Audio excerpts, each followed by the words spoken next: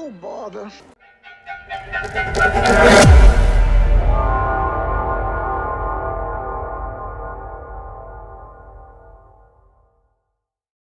Hello my friends and welcome back to Rome 2 Power and Politics.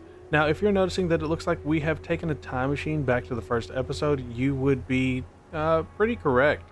While I absolutely adore the direction and growth of our characters, I would be remiss to say that the grind hadn't gotten to me. Unfortunately, this is due to a mod that I've personally used for years and years, which many of you might know, Radius Mod. And while that mod does so many great things, one thing that it leans a little too heavily into is the changes it makes to make battles longer and more cinematic. Radius achieves this by bringing more elite units in earlier and increasing morale to a point where every battle goes down to the wire and tactics are almost meaningless. There are too many times where I would box in an army or run a devastating flank with cavalry only to get stuck in a prolonged engagement with half a unit of Levy swords. While this might have made for more cinematic videos, it turned every battle into a grind rather than a test of tactics and caused battles that lasted anywhere from 20 to 45 minutes. And guys, when you're replaying those same battles to make those cinematic videos, that can get pretty taxing. Another thing that it did was multiply armies, and because it multiplied armies, you would see battles like the battle for Genoa go into not one, not two, but 5 separate battles, all lasting, again, 20 to 45 minutes, really limiting any progress on the timeline that we were trying to get down. So, ultimately, I made the decision to drop the series in its current form and opted to return with a lighter mod set and a renewed vigor. Now, this choice wasn't made into a vacuum. In fact, I put it to you all to decide how we progressed, and the majority voted to try and replicate as much of the timeline as possible so that we could continue watching our characters grow. So, that is exactly what I will do. Keep in mind that we will be playing with a different mod set, so of course some things will change, especially how things go down. In fact, I have noted that the diplomacy and loyalty are less forgiving without Radius, and of course our generals will age faster and ultimately accomplish less as individuals. But historical Total War isn't really about individuals. It's about nations and families that persist through the ages and create those great people that in turn bring honor and glory to those families and nations. This is the story that we will be telling going forward, and I for one look forward to seeing where it goes. Now that we have the why out of the way, let's talk about how this is going to work. In a few moments, I will cut away and get this campaign started. My goal will be to emulate as much of the campaign, or excuse me, the history that was, until we get to a mostly similar position as we were during Season 1. Keep in mind that Season 1 will be like a fever dream of our dear leader, so while some things will happen the same way, some things will be very different. I may jump in to show you a pivotal battle or major break in the timeline, but otherwise I will be flashing forward to a Rome that is more or less in the same state that it was when Season 1 ended. From there, I will explain the major differences in the timeline, and then we will continue in our normal format. That said, I appreciate all of you for your continued support, and once again, I welcome you back for Season 2 of Rome 2, Power and Politics. And I'll see you on the battlefield. And jumping on in here with our first major change, Carthage has declared war on us. The First Punic War is live, and Syracuse has not gathered any kind of strength to really stand up to Carthage. I will continue to bring you coverage on this and any other changes from the original timeline, but until then, I'll see you at the next flashpoint. Okay, and jumping back in here, just wanted to give you guys an update because we've had a major break in the timeline. Decimus Junius Brutus, our old ally and friend, has fallen. The greatest admiral of our previous timeline is an admiral no more. He rests at the bottom of the sea, the details of which I will show you in a battle that should be starting right about now. Do not concern yourself with those Carthaginians yonder. Few will be honest sons of Carthage, if there is such a thing. Carthaginians, cowards all, pay others to die for them. Let us give them death. All right, and quite a speech from our dictator. But that is not where we're going to be focusing for the first portion of this battle. Actually, what we're going to be doing is we're going to be focusing out here on our fleet. Now, Decimus Brutus is leading our sailors out here. As you can see, our fleet is not quite as large as it was last time. The armies are just not going to be as big, obviously, because we're not playing with Radius that makes armies dirt cheap and your income really high.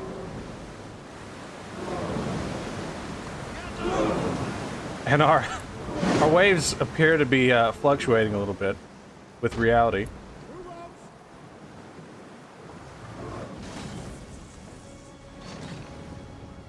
Victory for Rome! And it looks like their fleet is starting to surround ours.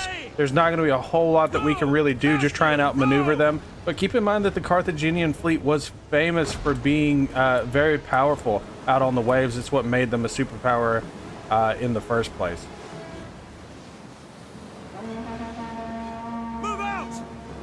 Now, let's talk about Decimus Brutus. Of course, he agreed to go into this battle. It's his duty as a Roman. But Decimus Brutus is a pacifist, and that has been causing us all kinds of problems.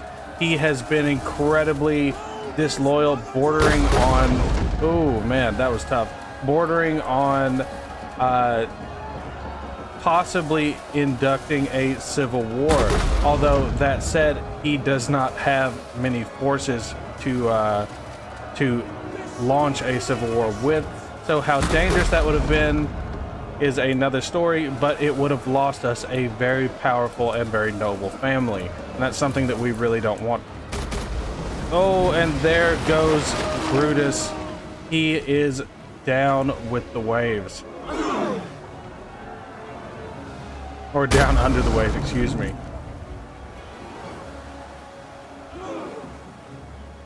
And you can see things are just not going well. Our entire fleet is either sunk or being sunk, so I'm gonna leave them to their fate, and we're gonna go catch up to what is going on out on the mainland. Riders at the double!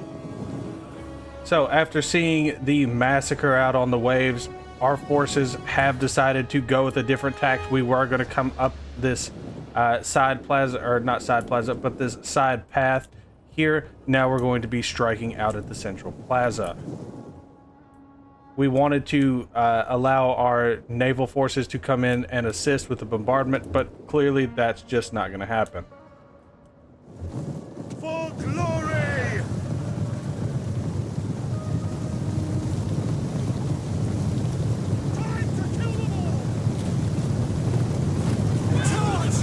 Now our cavalry forces, led by our brave general, are going to go in for a disruption and confusion campaign. What we're going to be doing is we're going to be spreading their forces thin while our forces form up and begin their push into the city. By doing things like isolating their missile units as well as their civilian mobs that are making up the central guard of the city, we're going to be doing massive morale shocks to the entire army as a whole. And they just were not expecting it. We're hitting too fast and too hard for them.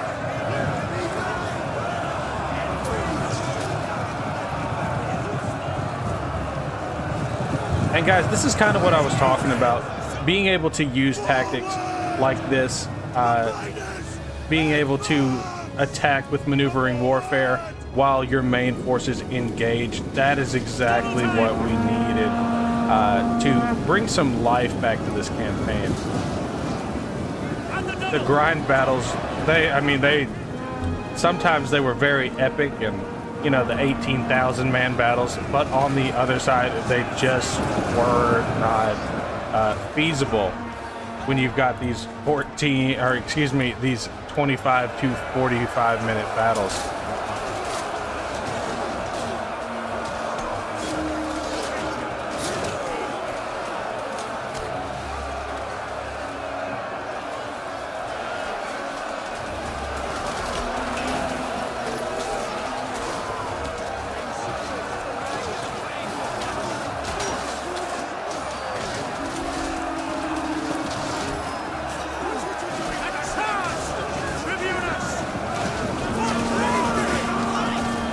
There goes the enemy forces fleeing already.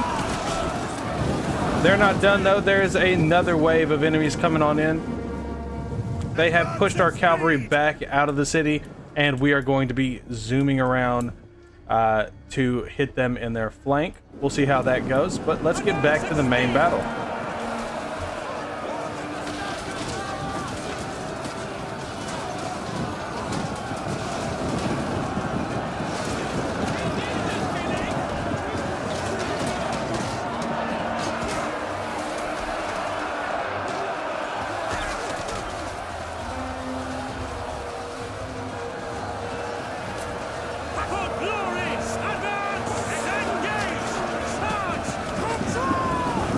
Here comes their general now.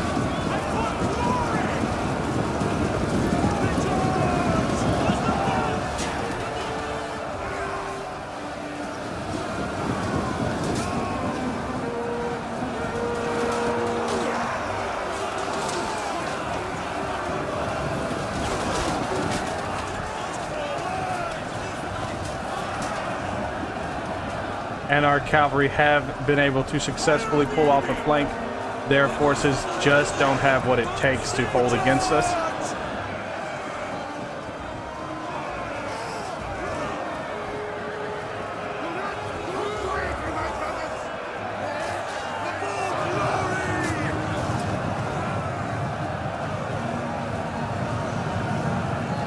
And just sweeping up their forces as we go.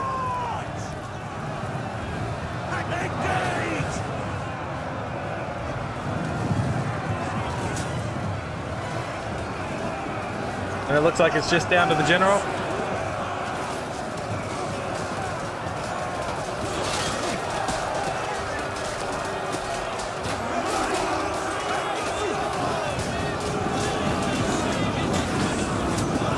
And it does look like the battle is about over.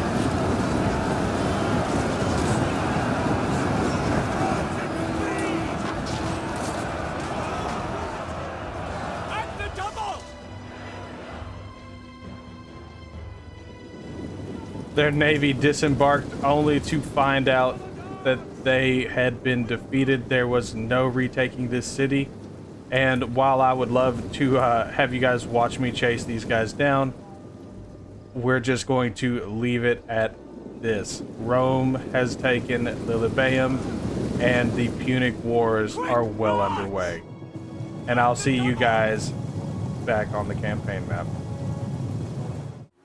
All right, and we're back. Just gonna get you guys a quick description of what has happened so far. So let's pop on out to the strategic overview. As you can see, we're not quite as large as we were before, but we've still got some time. Italia is doing well. We are struggling a little bit more on the financial front, and our armies have not been able to reach full capacity. As you can see, we have less armies than we did before.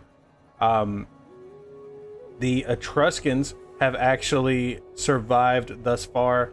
We have not been able to crack into Corsica and Sardinia. We had led an invasion fleet to Corsica, or to Sardinia, excuse me. However, we had to turn back because our main army caught the plague, we weren't able to attack Sardinia. They just had too many overwhelming forces. This led for them to threaten Rome before they too caught the plague and had to return back to Sardinia. So, with that at a stalemate, we decided to turn our attention down towards Sicily to help bring Magna Graecia completely under our control. Whether or not we take on Syracuse will be a matter for the future.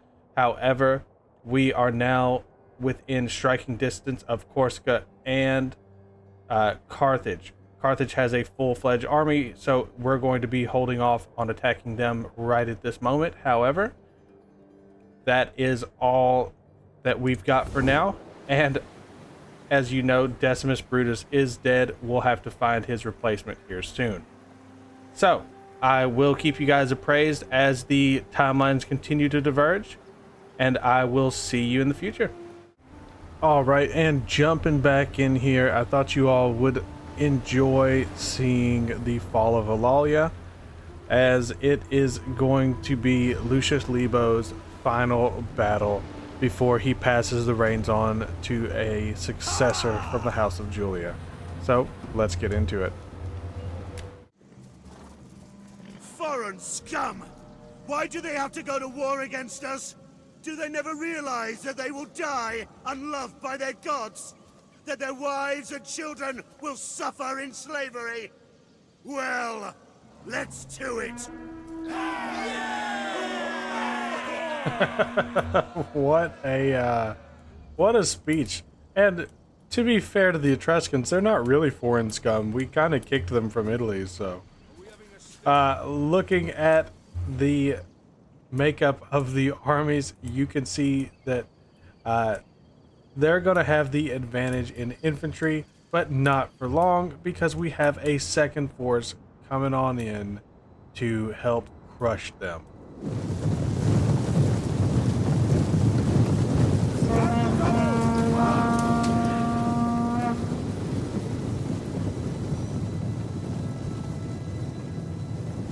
Now, I do believe that we have the cavalry advantage, but that can only be so advantageous when you are dealing with a city defense, right?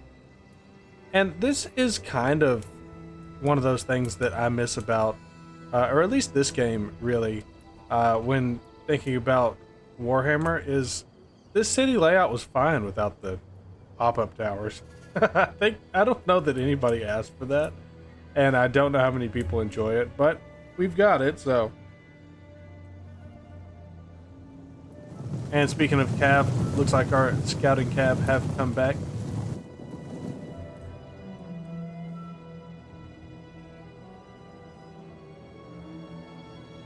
And a lot of enemy staring down going on right now. Everybody's just getting ready and getting in position.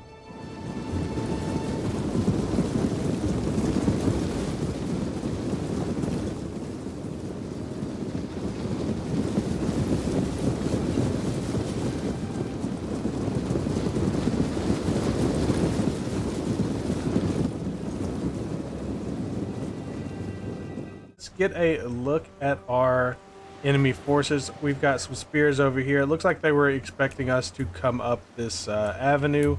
Obviously, we're going to try to avoid doing that. That's just getting caught in a meat grinder, kind of unnecessarily, right? And it looks like they're welcoming the rest of their troops in off of their fleet.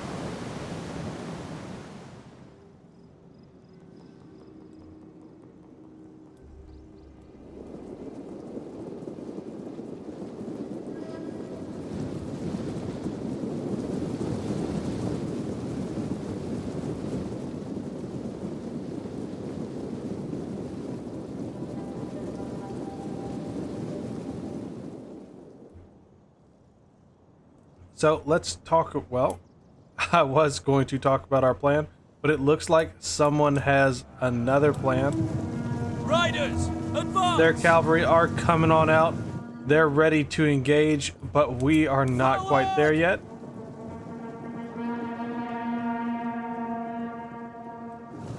Charge!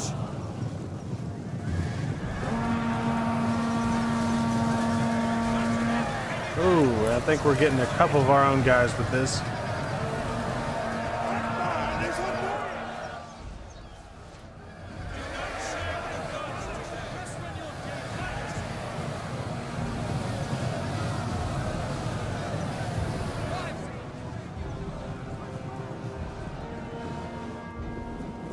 And unfortunately, our boys aren't going to be able to rest after taking that nice little, good lord. I'm going to say that's at least a mile. After taking a nice little run over here, they are going to be engaged immediately. Probably the best time for them to come out and sally on us like this.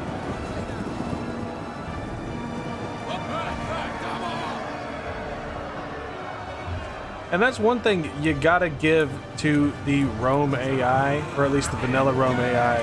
They're not about to take your shit. If they can, if they can sally out and attack you, they absolutely will. If they believe that they have a snowball's chance, or if they believe that they're gonna die anyway, they will come out and sally against you instead of just trying to sit in their city, which is interesting to say the least.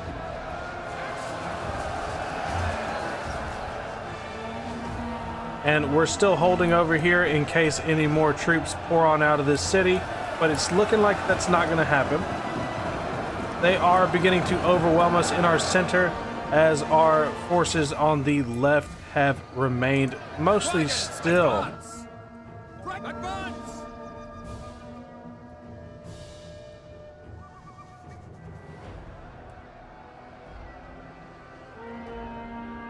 Of course, they're not really applying a ton of pressure just yet.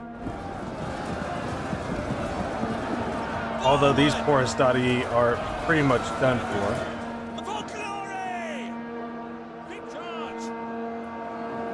And here come the majority of their troops. We're going to be moving on in against them. Possibly a little bit of a foolish decision. Just, you know, charging right out without knowing that we're going to have any kind of reinforcing body coming in. Glory to Rome! And speaking of reinforcing bodies, there goes ours now. They're going to be coming in for a big flanking maneuver.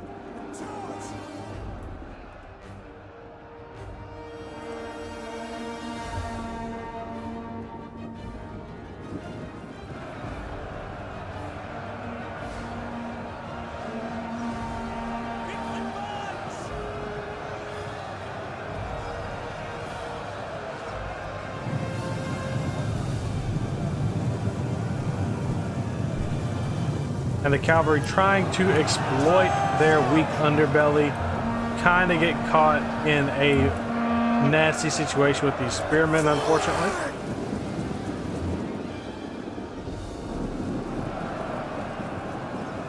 Quickly now! Arms at speed! At the double!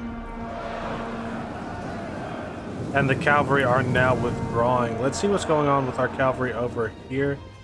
Looks like they got a little bit too trigger happy, chasing the enemy out further into the field than need be.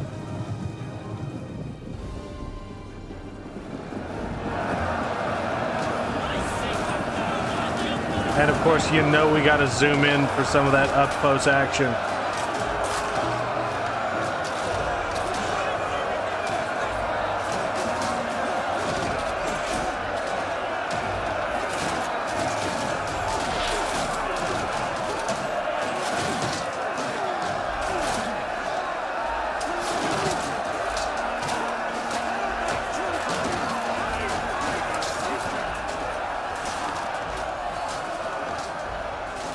It looks like this entire wing is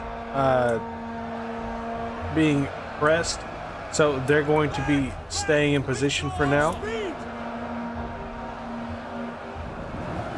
Meanwhile, it does appear that we have broken the enemy here and are in a great position to start a flanking maneuver against our enemies right over here.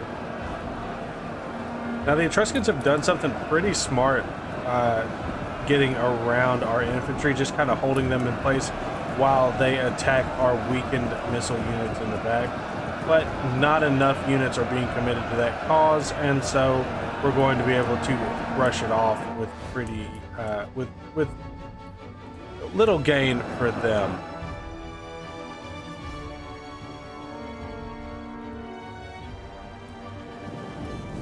Speaking of picking off easy prey, it looks like our cavalry are still out here hunting.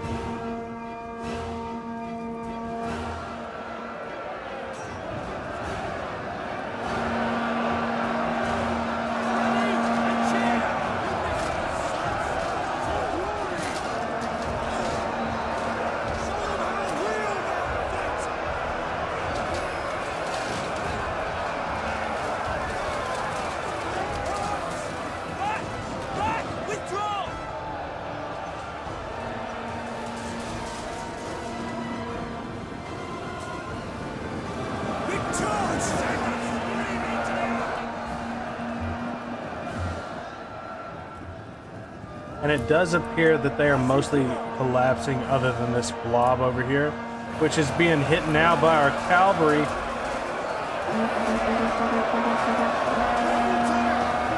Pretty nasty charge on them. They definitely weren't expecting us to come out of that tree line right there.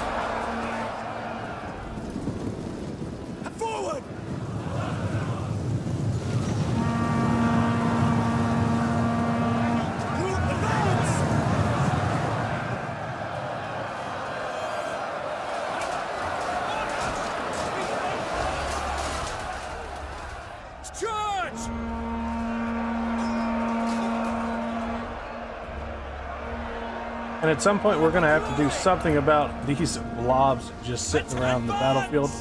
But we are making pretty strong moves against them right now.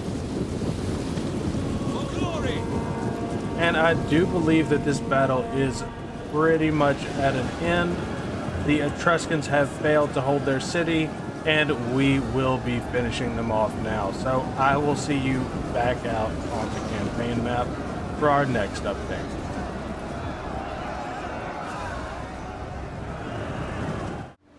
Okay, and with that, the Etruscan League has finally been defeated, allowing Lucius Lebo to rest. So, I will see you in the next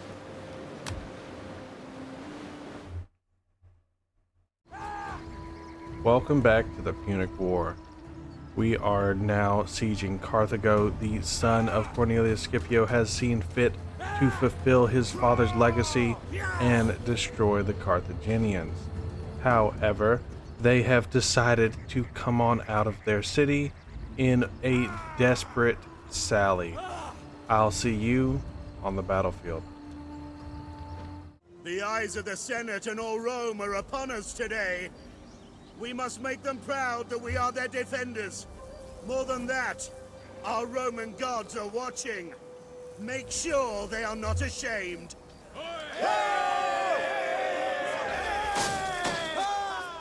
By your command!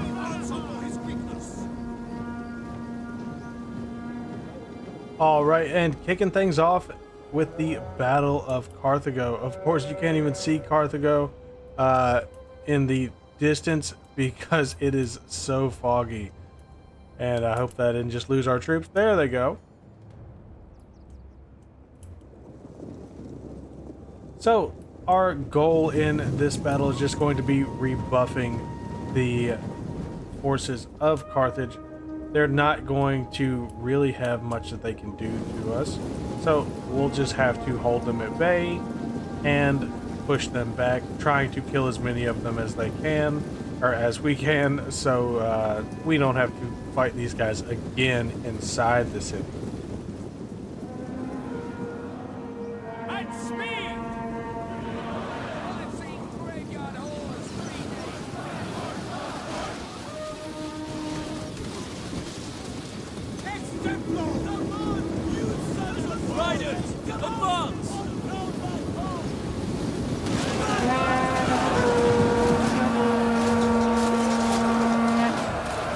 And they brought their plebs out, which is honestly pretty sad.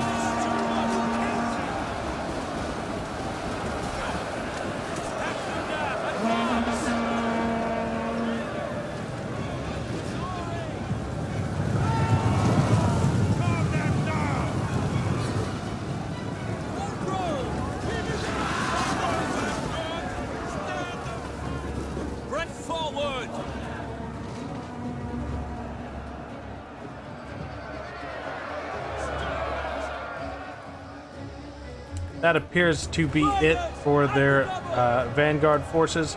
They have been completely wiped. Now we are fighting their main army. The army that would have held us at the ramparts is now, I don't know, just they've decided to suicide themselves against us, I suppose.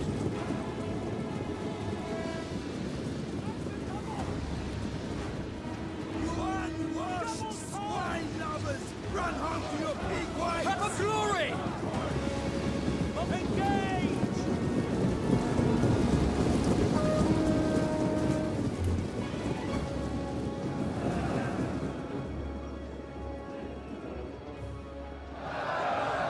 Charge!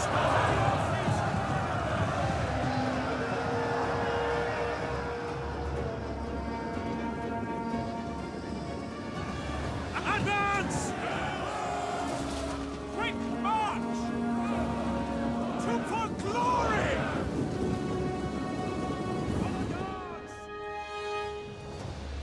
At speed! Of course, as you can see, their main force is not much to write home about either. This was really just a sad attempt on their part. There's just not a whole lot that they can do, unfortunately.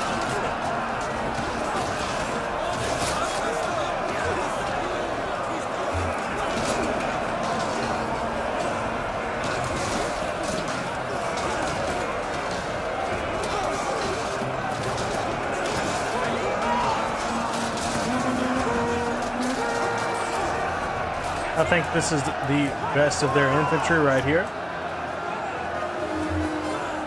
Yep, noble fighters.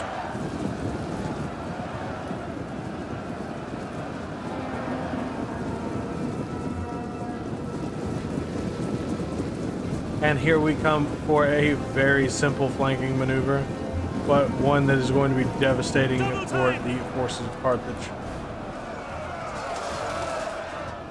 Quick march! Engage!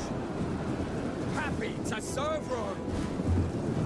And charge!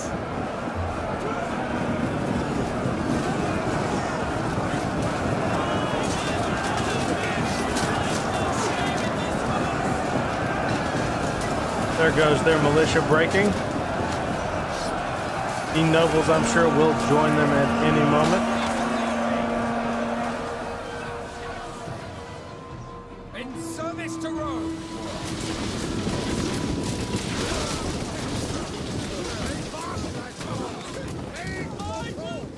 And it does appear to be over already, so I will see you back out on the campaign map for our next update.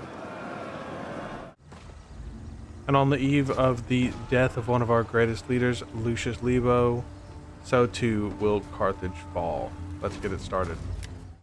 All right, and jumping straight in, the siege of Carthage and what could be the end of the Punic War really all comes down to this: a sad defense of a city with barely anybody still living inside. But the Carthaginians are not out of tricks. As you can see, they have brought their fleet around to our flank without us realizing it through the fog. Quick march! Double time!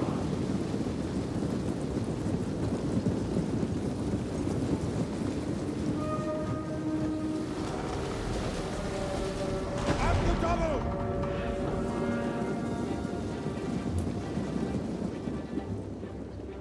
Advance at speed! And landing was possibly the worst thing that they could have done in this example, but or in this instance, not this example. But they're about to find that out the hard way.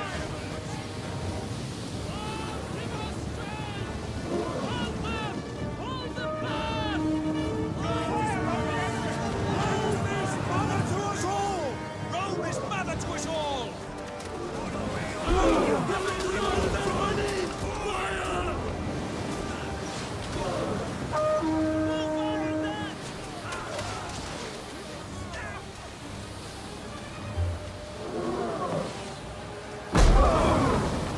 Oh, and chaos out on the waves.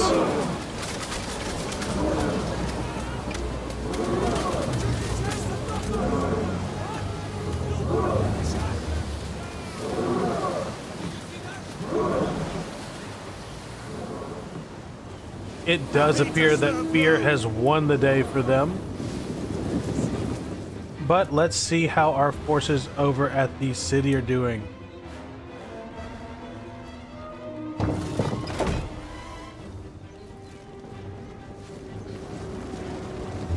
Well, they had their plebs guarding the wall, so you can tell that how this battle was about to go.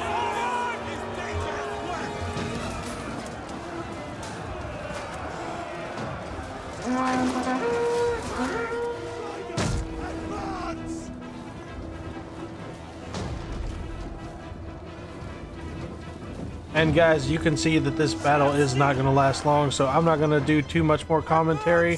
I'm just going to let the battle play out, and I will see you back on the campaign map. They will have to pay for that. Attack! For Rome!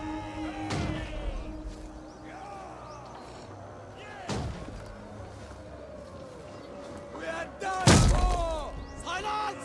We fight to the last!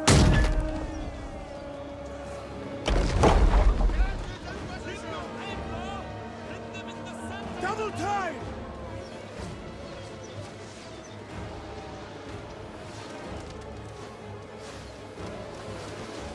Give them steel! Give them steel!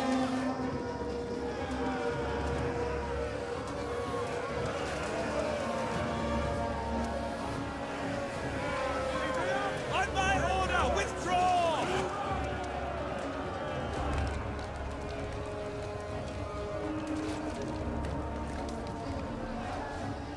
Come forward!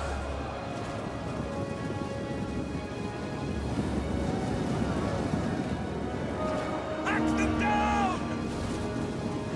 Glory to Rome! Break the line! Advance at speed!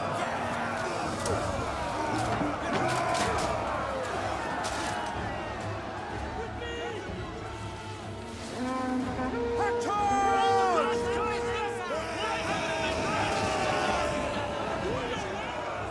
For glory!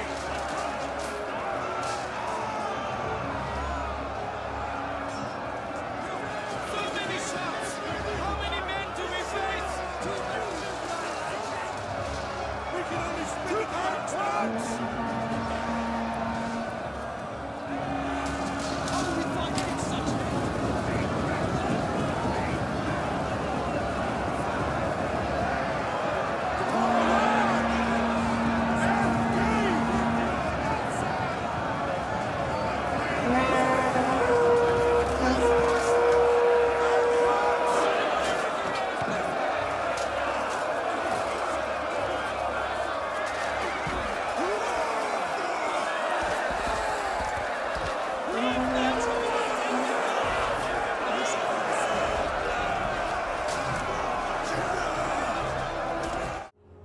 And just like that, the dreams of their fathers had been fulfilled.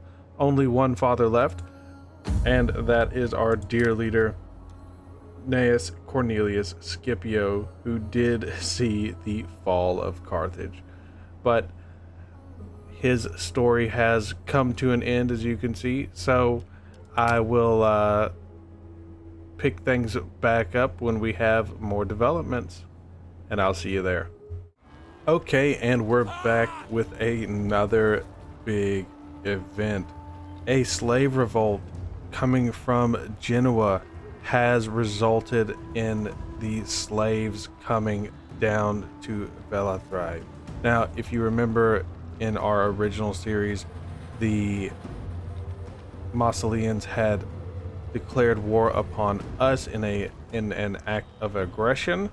However, this time our war justification is going to be this revolt that they have sent across our borders. So let's deal with it. obviously we're going to lose this battle.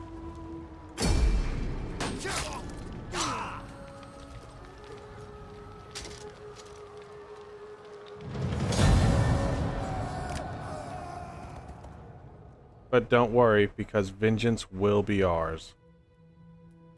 And a noble death.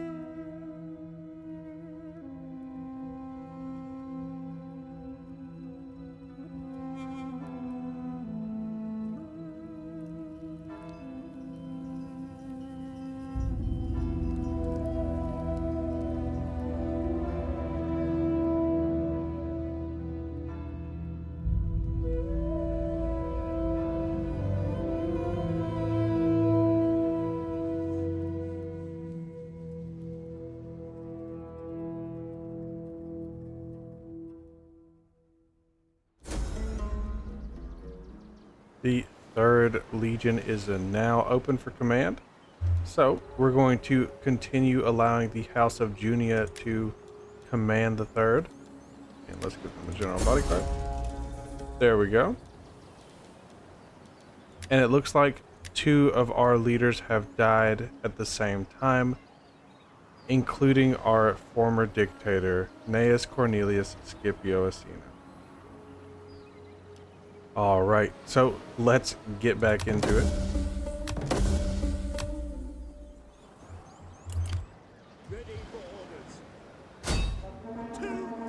And get vengeance upon this slave revolt.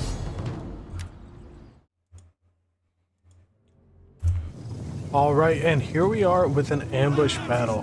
How you let a bunch of guys in red get an ambush off on you, I have no idea, but here we are nonetheless. At the double!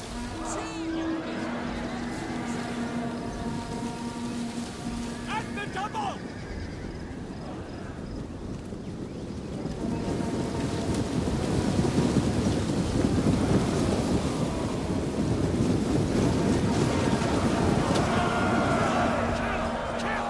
How many more times?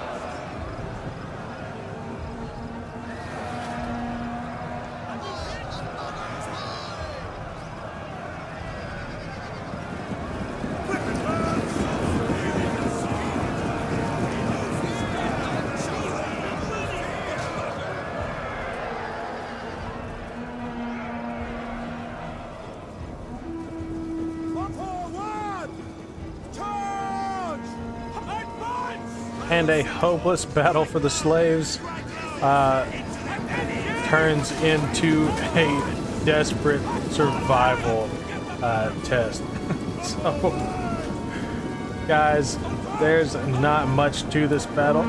Just wanted to show you our vengeance, the vengeance of the House of Julia, and I will leave it at that. So,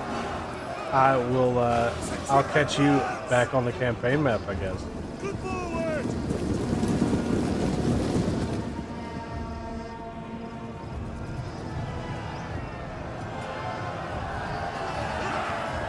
Engage!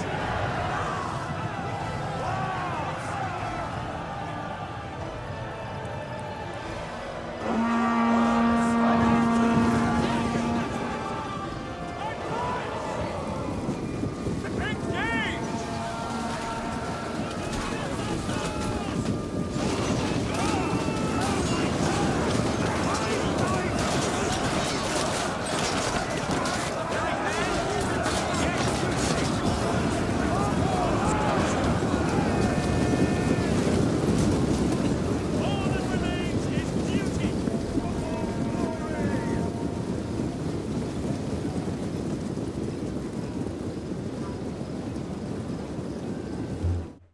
Are destined to kneel before their masters.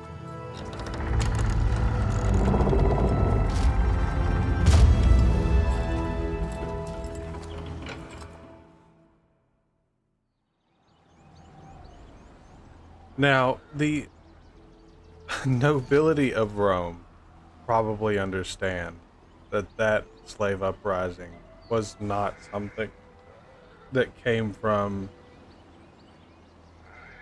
Massalia on purpose. However, What a war justification if there ever was one.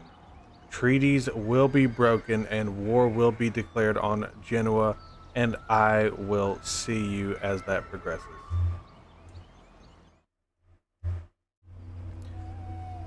Just jumping back in here to bring everyone up to speed. As you can see, it is now the year 199 BC, and things have changed around the Republic. So, Genoa is now in our hands, but so is Medlan and Patavium. We will touch on those later, but back to Genoa. If you recall, we had just taken out a slave revolt and declared war on Massalia in vengeance because it was their fault that their slaves had poured over into our territory, killing thousands of people and sacking Velathri, right? So we marched through Genoa. That was an easy victory. Then we were on the ramparts of Massalia when we made a deal. They gave us half of their treasury in exchange for us to give them a ceasefire. Now, we did not do this out of the goodness of our hearts, but rather to take advantage of a situation happening up in northern Italia, which was the warring of the three Alpine tribes.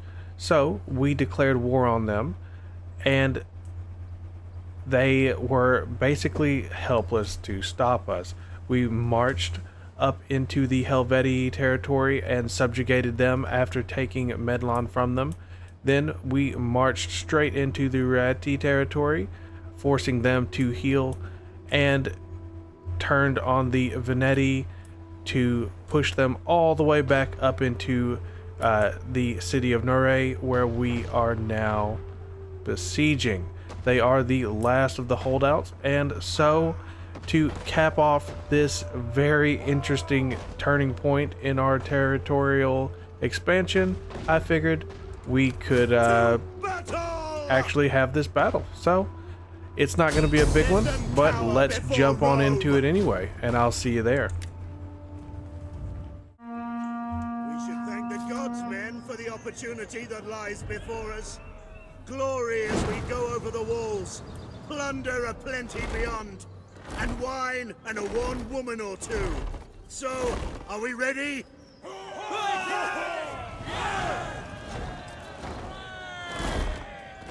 Not the noblest of words, but a set of true words from the Roman general representing the House of Junia.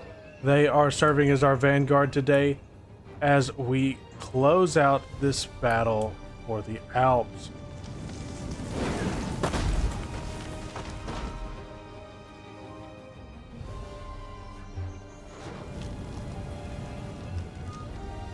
Loose!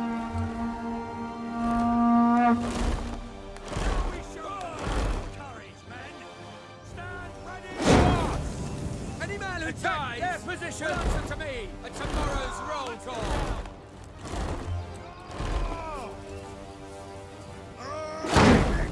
Obidiamos! And you gotta love some reload animations, right? Annoy me again, and I'll use you as a...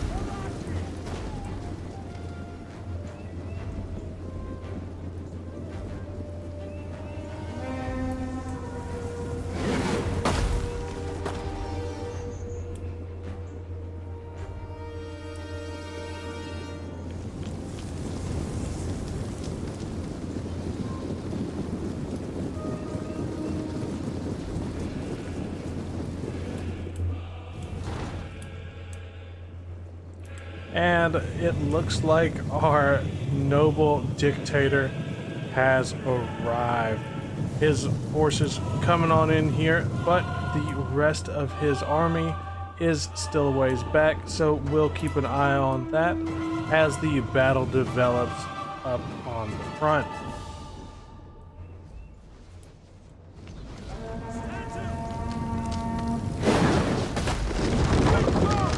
Now this is not a huge garrison in here, definitely not a small one, but I'd say a medium-sized garrison. Not really something that this army is too worried about. In fact, the House of Junia will be trying to take the city before Cornelia arrives with the rest of their troops, which might end up being a bit of a mistake. Quick march! Quick march! There they go now. Double time! At speed! At the double!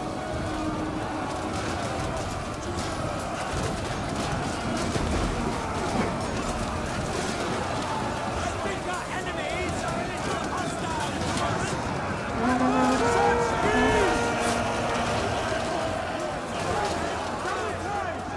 At speed!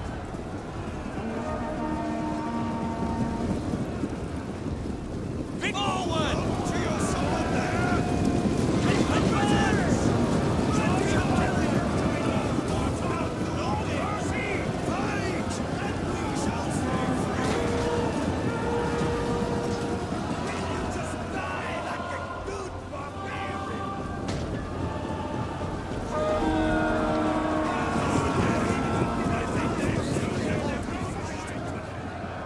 And unfortunately for the barbarians, they are now being attacked from all angles of this gate.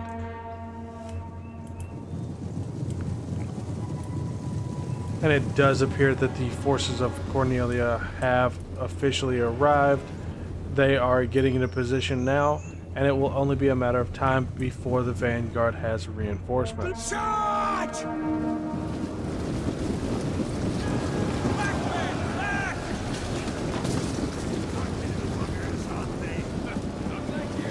At the double!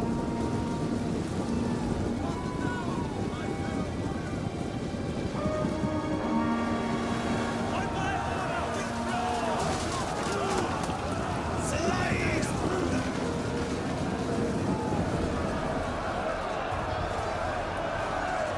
Oh, and this army, or this unit, excuse me, has been caught in a precarious position, thinned out, and no men at their back to support them, and quickly being surrounded, it does appear. Back, men! Back!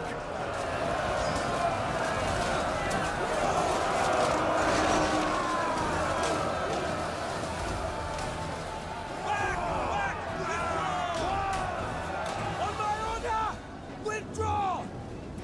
Yes, Commander! I'm not moving from this spot! Not for it! Quick march! Cheer! And then this is a battle! And you will act like a soldier of Rome at all times! As you command! I spit on your order!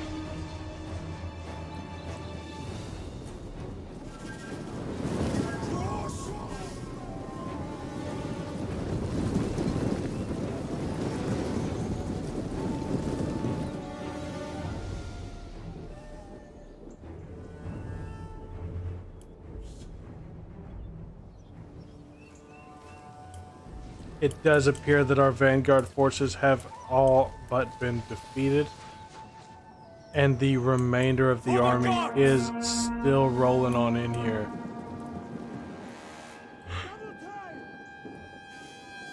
At the double! Advance at speed! Follow me! At speed!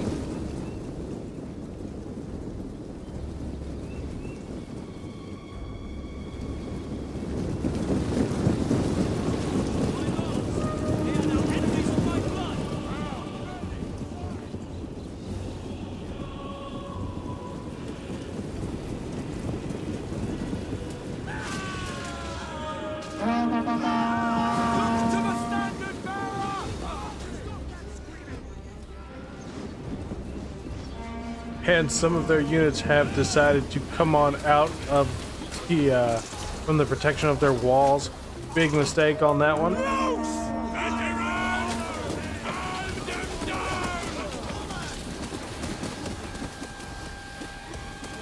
Double time! Kill them all! They're their widows, weak for 1,000 years. No more! Engage!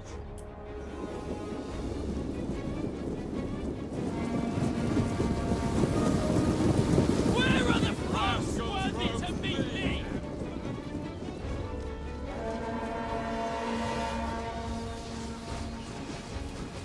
Captain! Attack! Captain! This is a battle, and you will act like a soldier of Rome at all times. Fire This on the battle enemy! has certainly been more costly than anticipated.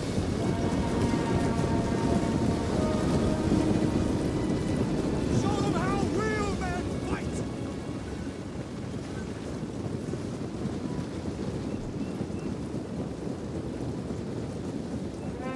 Advance at speed!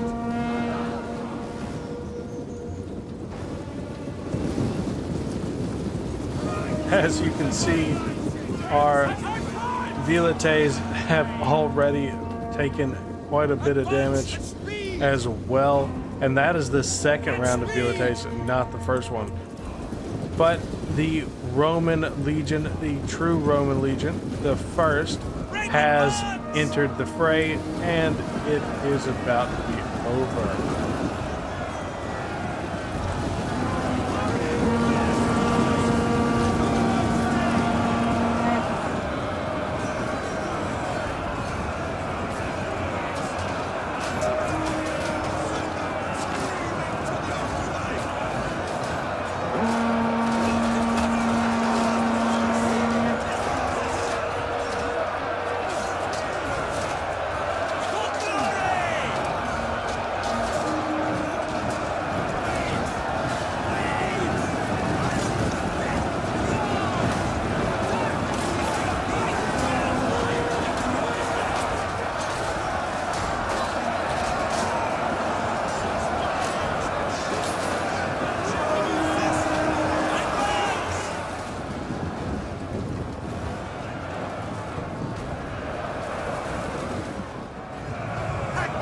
And here come the cavalry.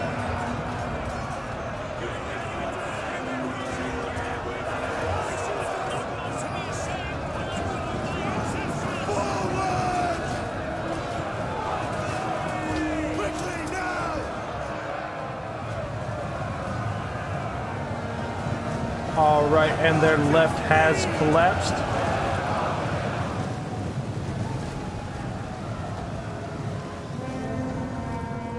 For glory!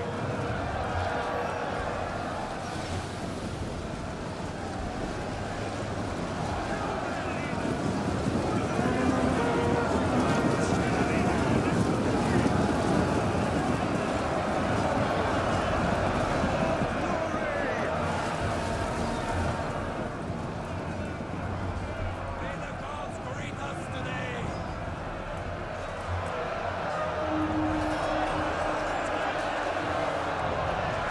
And in comes Marcus Agrippa with a devastating flank and a full surround off. These guys are all but done, so I'm going to let this battle play out, but I will see you back on the campaign map.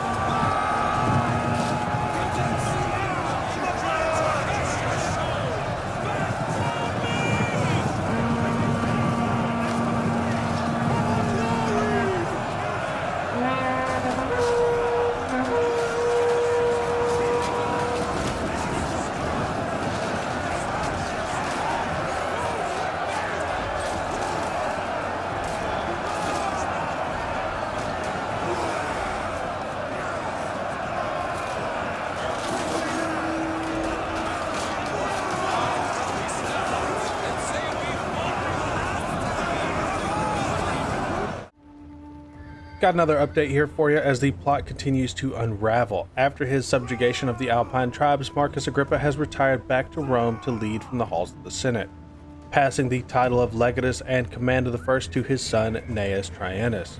With the Alpine tribes under heel and evidence of a military buildup in Massalia, the forces of Rome have ended the ceasefire and once again besieged the city. However, while Traianus is eager to prove himself a worthy successor to the First Legion, he intends to make his mark with a new concept for the Roman army in the form of the Auxilia. With the growth of the Republic spreading the expensive legions thin, the need for cheaper and more agile forces has become apparent. Enlisting the services of conquered people in exchange for citizenship is not a new concept, but organizing it in this fashion will open up new avenues through which greater expansion of the Republic can be attained. First, leading his auxiliary force to assist the Second in quashing a slave revolt, Traianus has now ordered his uncle Metellus Pansa to join him on the front line to truly test their mettle. The future of Roman warfare begins now. All right, and here we are joining the First Legion as they get ready to engage with our enemy. Now, our enemy has a makeup of mostly missile units, which you would think would be a easy win for us because we have so many cavalry, but they also have enough cavalry to keep us guessing. We can't just ride on in there and wipe them out. They also have a good number of spears as well, so they have a pretty solid defense against our tactics. Their missile units also unfortunately outrange ours, something that we're going to have to address in the future, but something that we're kind of technologically stuck with at the moment. And there go our men already starting to drop.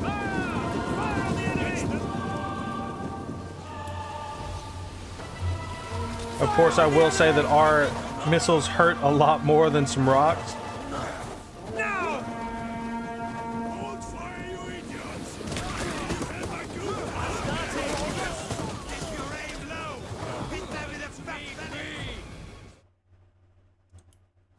My mistake on that, guys.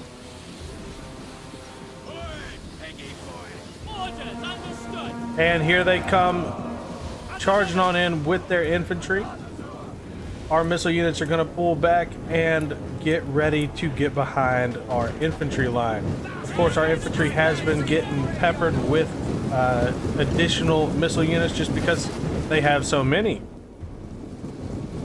But not to fear, as our Saki Hastati are coming in. Now, these guys are going to be the first real auxiliary unit that is going to grace the battlefield. So, of course, we're going to trust it first with our fellow Italians before we start utilizing forces from other parts of the world.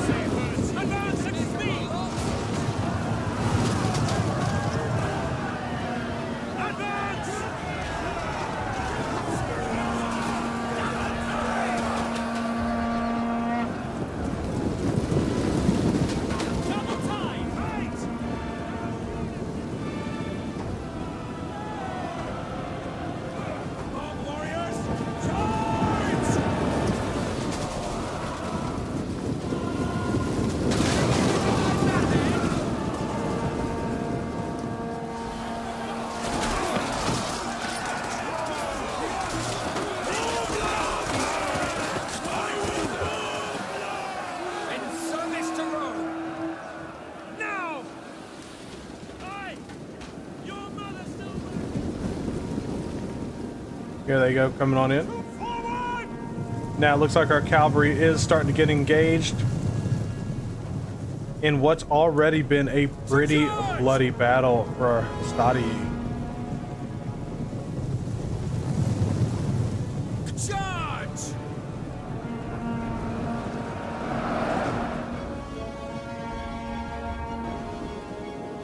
Forward! Engage! Rome is mother to us all! Now I will say that the way in which these guys fight make them a pretty tough enemy for us. We just do not have the kind of range that they have. Once we make connection, it's hard for them to defeat us, but on our way there, it is a bit of a nightmare.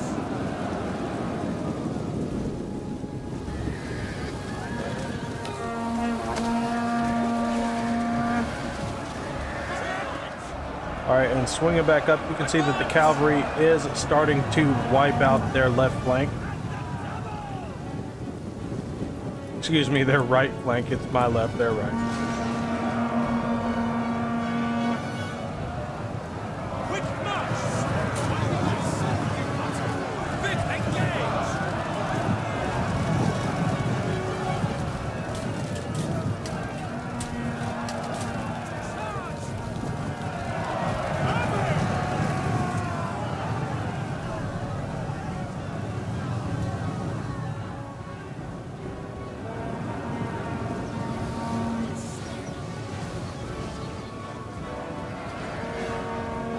And this battlefield has turned into pure chaos. Their cavalry are running around everywhere. My cavalry are running around everywhere. There's missiles flying still. Can't pin down anybody. And they have this massive hoplite blob here in the center of the field. Of course, that is going to turn against them because here come the Saki.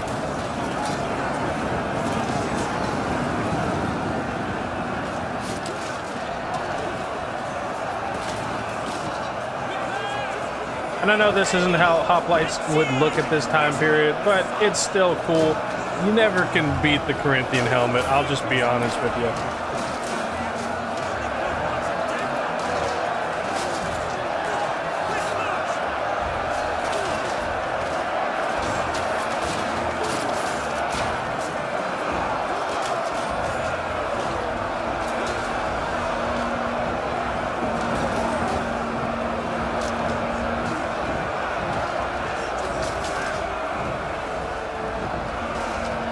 And as you guys can see, it is just a nightmare for our enemies.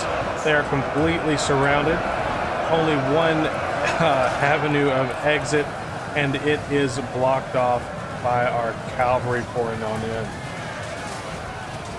In service to Rome!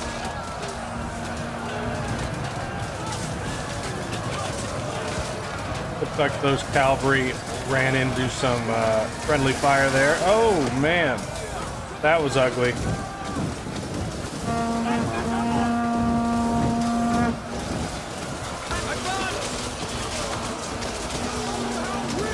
I believe, oh, there's their general right there. There was their general right there. My lord.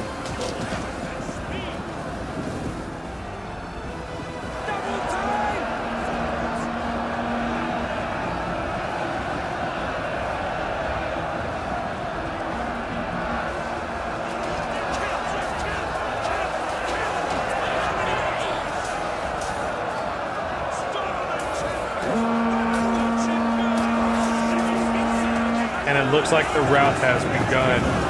A little bloody for the First Legion, but we have defeated them. So I'm going to let our guys chase them down, and I'll see you for our next update. So here we have arrived at the final update. While the faction is the same, the story is very much different.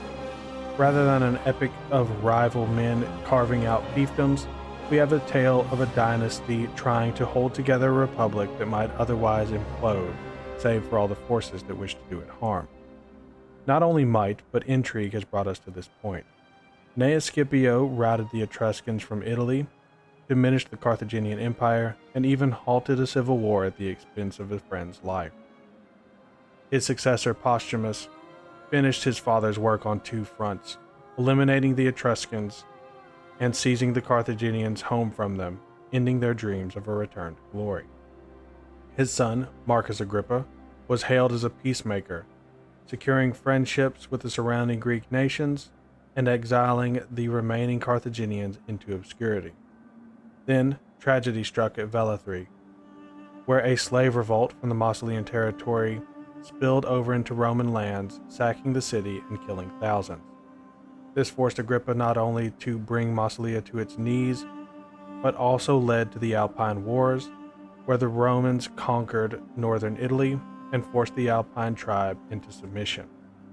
Not to be outdone by his forefathers, Gnaeus Traianus has overseen the first frontline use of non-Roman citizens in the final conquest of Massalia, officially founding the Auxiliary Corps.